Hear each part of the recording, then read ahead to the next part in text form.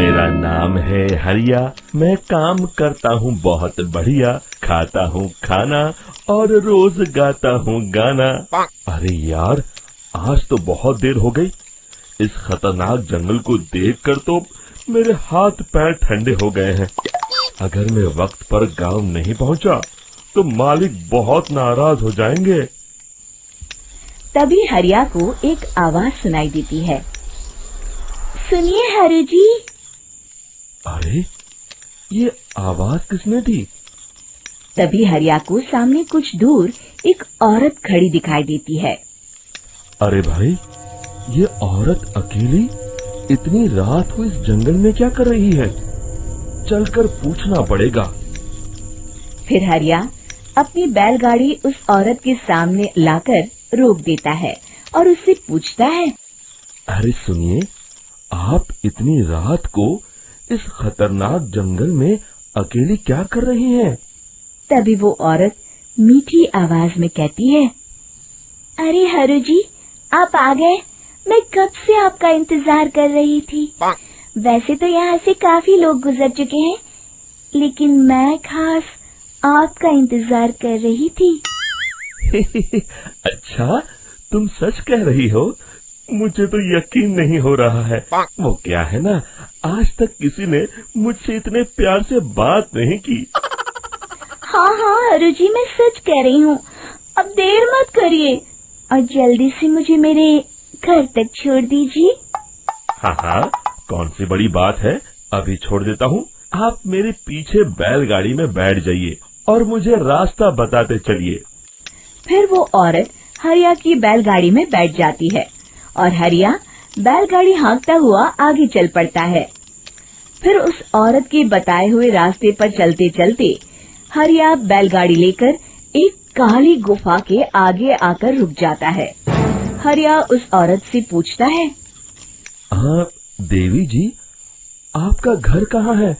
यहाँ तो एक गुफा के अलावा और कुछ नहीं है। तभी अचानक वो औरत हवा में उड़ने लगती है।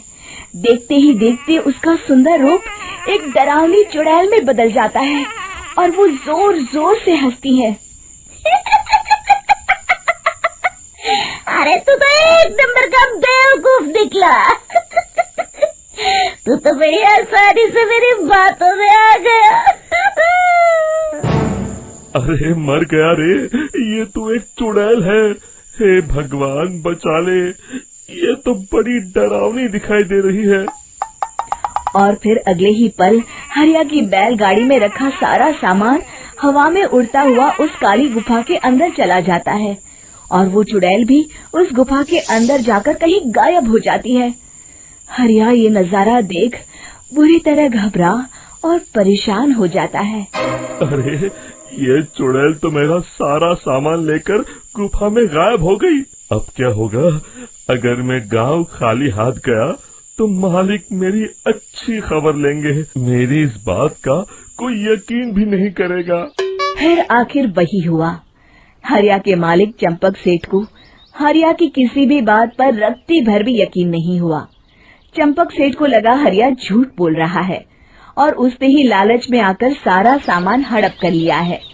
फिर हरिया को बेईमान समझकर चंपक सेठ उसे काम से निकाल देता है। अगले दिन अपनी दुकान में परेशान बैठा चंपक सेठ गुस्से में बड़बड़ाता है। अरे, दुकान में तो सामान बिल्कुल भी नहीं है। अब मुझे ही शहर जाकर सामान लाना होगा। फिर वो अपनी बैलगाड़ी लेकर शहर चला जाता है। शहर से सामान लेकर जब चंपक सेठ वापस गांव लौट रहा होता है, तभी उसे एक आवाज सुनाई देती है। चंपक जी, ओ चंपक जी। अरे, ये तो कोई मेरा नाम लेकर मुझे पुकार रहा है। फिर उस रास्ते में वही औरत खड़ी दिखाई देती है। फिर क्या था, हरिया की तरह चंपक सेठ भी उस औरत के पास अपनी बैलगाड़ी लेकर जाता है और वो भी उसकी चिकनी चुपड़ी बातों के मुंह जाल में फंस जाता है। फिर चुड़ैल उसे भी अपनी गुफा तक ले जाती है और उसका सारा सामान लेकर गुफा में गायब हो जाती है। बेचारा चंपक सेठ लाचार होकर खाली हाथ गांव लौट आता है। फिर ये उस जंगल में रोज की बात हो जाती है। जो कोई भी शहर से कुछ लेकर गांव की तरफ लौटता, वो चुड़ैल उसे बेवकूफ बनाकर उसका सारा सामान लेकर गुफा में गायब हो जाती।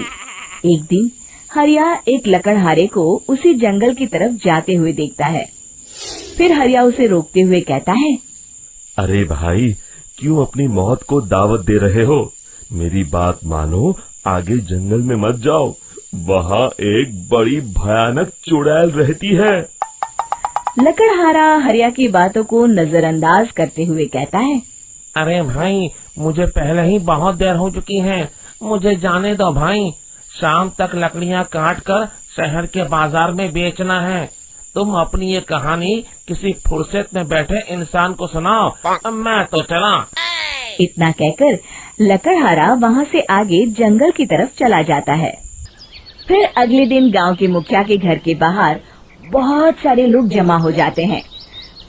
तभी हाथ में कुल्हाड़ी लिए खड़ा लकड़हारा कहता है, अरे मुखिया जी, अब आप ही हमें बचाइए उस जंगल वाली चुड़ैल से। हमारा सारा काम तो शहर से ही होता है।